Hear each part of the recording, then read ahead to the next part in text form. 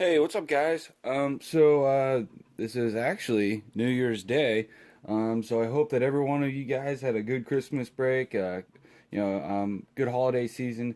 Spent a lot of time with friends and family, and I hope everyone got home safe last night. And that none of you guys are stupid enough to drink and drive. But anyways, today I'm going to go over what my scope options kind of were, and what I wanted for this gun. Now, if you guys have been paying any kind of attention to my videos on this AR, this is supposed to be more of an SPR kind of build. I wanted to be able to use it for kind of varmint hunting as well, and just kind of an all around good gun that I could use a scope on it to take advantage of the ballistics capability of a 223 out to about 500-600 yards. Now, my first scope I didn't even get for it.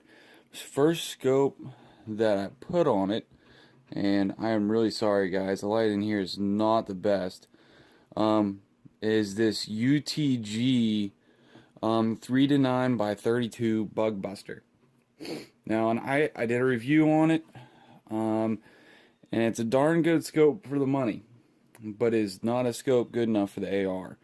I'm probably gonna put it back on my Mossberg MVP. Not saying that the Mossberg MVP doesn't shoot that far, but I'm not shooting that gun, 200, 300, 400, 500 yards. I'm just shooting now on about 100 yards and in. Problem I had with this scope is that I feel like it was walking on me horizontally, like the internals. This is, for example, I would have a group that's about this tall, but it would be almost this wide at 100. And granted, that was using cheap ammo. All the shooting I've done so far with this, other than a few rounds, has been with really cheap ammo. American Eagle, Lake City, 62 grain green tips, stuff like that. So they're not going to be the most accurate, and I get that. But I thought that this at 100 yards, being about this wide, was definitely unacceptable. Definitely unacceptable. And that was on a good shooting day for me. So this guy was kind of out. I wanted to put it back on my Mossberg MVP, or at least have it so that I could. I do like the iron sights on the MVP, so I'm probably just gonna keep it that way. So, anyways, yeah, this was done. I didn't want to use it, so I bought another scope, and I was actually able to get this on sale. This is a Nikon Pro Staff 3 to 9 by 40, and better yet, it has a Bdc Reticle. Now, the Bdc Reticle, Nikon actually has an app where you can set up the certain round between different calibers and even certain rounds. I could set this up for a Fiocchi 55 grain, or I can set it up for an American Eagle 62 grain, or Hornady 68 grain. And I can set up where I'm sighting it in at, where I want it to be zeroed. I could say that I'm my target's at 50 yards, but I want a 200 yard zero, which means it's gonna be pretty close to the same. And that is really nice. Now, this is normally about a $170 scope. You can find it for cheaper, and you can find it more expensive. I got it for $99, and I was really happy about that. And I was able to put it on my AR, and I read some reviews on it just to see like if people put it on their ARs and stuff like that. And I believe there's the the YouTube channel, The Last Boy Scout. Yeah, I'm pretty sure you guys can check him out. He actually did a review on the Vortex Crossfire 2 and this. Now, he didn't have, and they were pretty much neck and neck throughout his reviews. But this actually had a problem with the O-ring coming off in here. And he actually sent it back, and I'm pretty sure he got it back from Nikon, and then he didn't mind, he didn't like hate the scope, but he kind of liked the scope, but it wasn't like a great one. He actually liked the Vortex Crossfire 2 better. Now I had the opportunity to get a Vortex Crossfire 2 3 9x40 on this gun, but I didn't get it that day, and I went back the next day, and it wasn't there, and they had this, and I was able to get it for that $99 price. For the Crossfire, I would have been able to get it right around $130. So I thought that this was a good thing to get. So, now, why, some people might ask why I am doing kind of a regular rifle scope on an AR. Well, I want to get the best accuracy I can. You know, this is the Nikon Pro Staff, and Nikon has made world-class glass for their cameras, and they do the same thing for their scopes. So why the heck not? So, not to mention their warranty is amazing. So, let's see if I can get a shot at... I don't think I'm going to be able to... right there. Boom. So there's the reticle. You can see that right underneath the actual middle point, then you have the actual BDCs. So, and it's a really clear looking optic. It's a very nice one to look through. Definitely a lot better than the Leapers UTG Bugbuster. And it's really solid. It has a really fast just eyepiece right here, and overall it's really nice. Now the only downside to this scope that I absolutely hate is that these caps are plastic. Not a big deal, right? But this one is actually cross-threaded on, and so it's never really going on too terribly easy, and not level either. But anyways, so with this you can see that there's, if I can get my camera to focus, you can see there's numbers on there. This adjusts really well, and you can return it back to 0 once you actually have zeroed it in, which is nice. So, but anyways,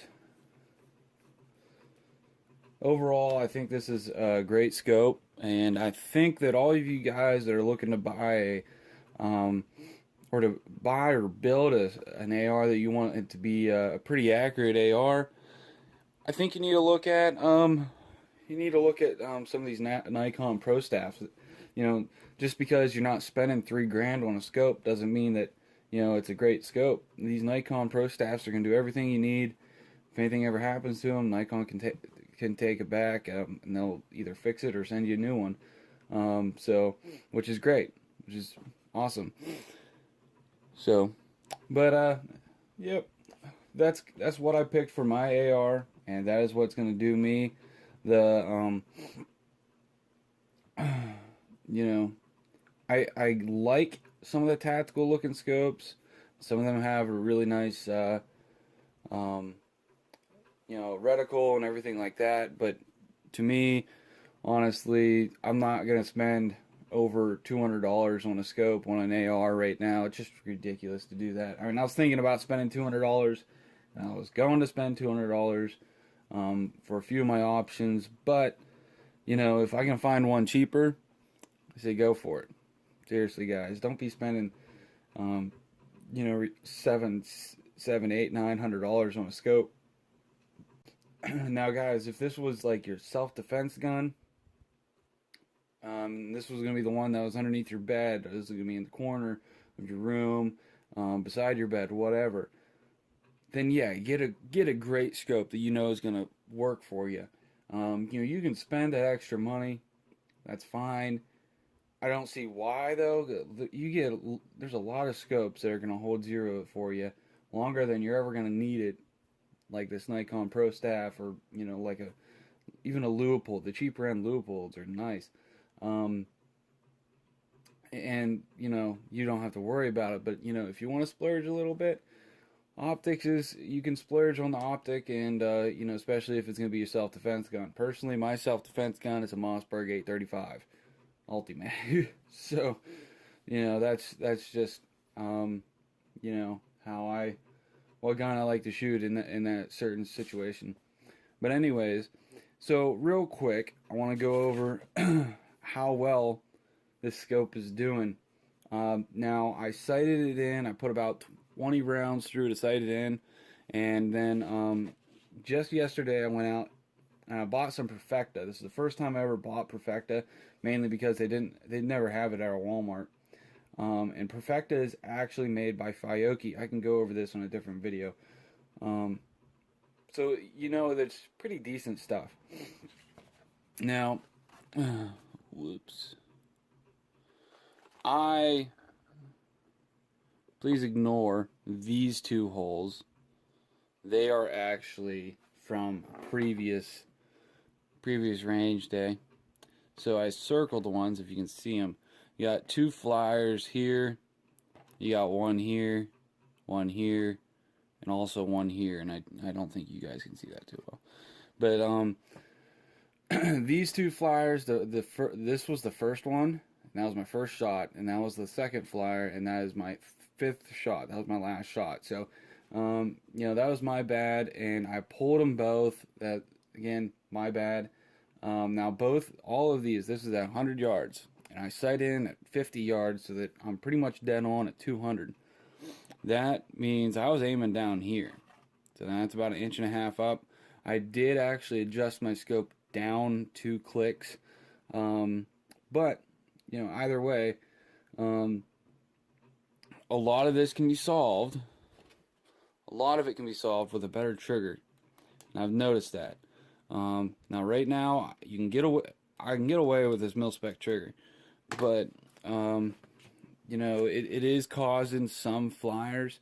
So that is going to be something I'm going to put a little bit of money into.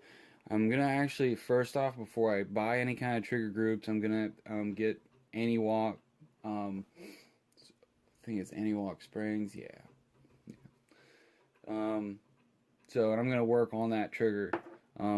Hopefully for, you know, roughly about $15, I'll be able to make it a really nice trigger. All right, guys. Again, like I said, I hope you had an awesome holiday break. You know, for all the college kids and, you know, high school kids. But for everyone else, I hope you guys had a fun New Year's, and you had a safe New Year's as well. If you liked the video, hit like, subscribe. I'll be doing a lot of videos like this, like I keep on saying. I got a few reviews to do on ammo now, since I've started using more and more ammo with this build. I got a UTG, let's see, was it quick QD sling attachment here that you guys probably can't see. There we go. That I'll probably be doing a review on sometime soon as well. And also these Utg Scope Mounts. Now I don't some of their things are really good. Actually, I'm looking at one of their forends, but you know, their scope it's a little bit lackluster. But hope you guys learned a little bit from this video on scope options and what scope I picked for my specific build.